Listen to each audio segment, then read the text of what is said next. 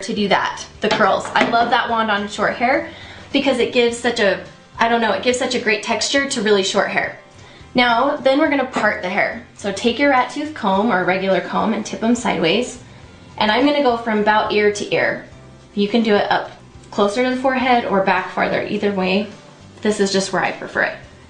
You're just gonna put the part along, tip your head up a little bit, babe.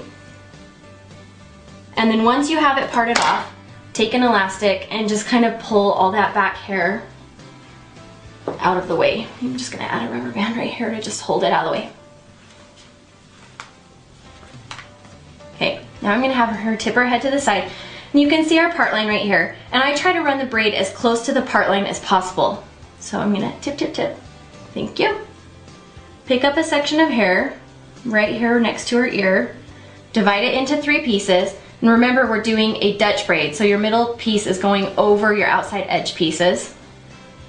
But you're only going to pick up hair from the front, which is what makes it a lace braid.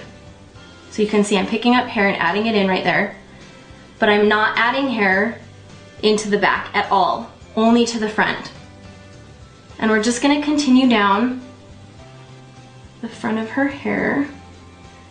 And like I said before, you can run the braid up closer to her forehead if you want. I like to accent the lace part of it by pulling it back farther, because then you can really see the stranding coming in, which I think makes it look really different. It's a great variation.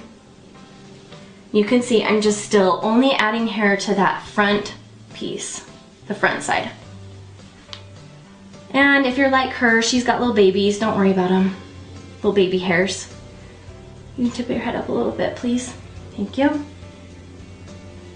And we're just gonna keep braiding like this. You can see, I love the fact that you can just really see the stranding interplaying into the braid. We're gonna go down until we pick up the last little bit. Try to keep it tight right here. It has a tendency to kind of pull away from the head. And then you get like this little poof right here on the braid. So just try to make sure you give it a little extra tug right there. Now, there's 2 options. Number 1 is you can continue just a regular braid at this point, all the way down, and secure it with an elastic. So if I went all the way down and then did an elastic, and then it would just hang in her hair, a nice braid accent.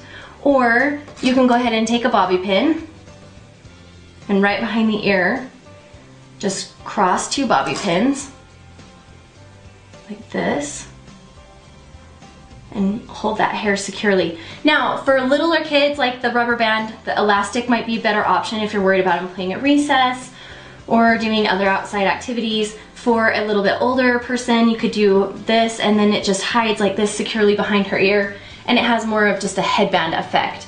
I'm gonna leave it like this, and then when I'm gonna go back to just add a little tiny more pizzazz, I'm just gonna go back and just slightly pull, we'll pull the bobby pins out on these edges just to give it a little bit more fluff to the braid.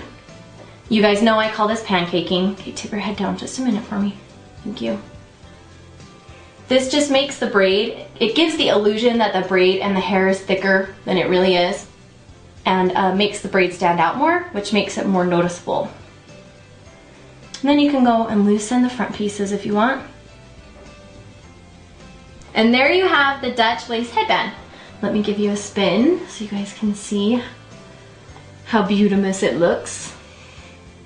Tell them what my favorite things about you are. My nose and my freckles. Yes, when she was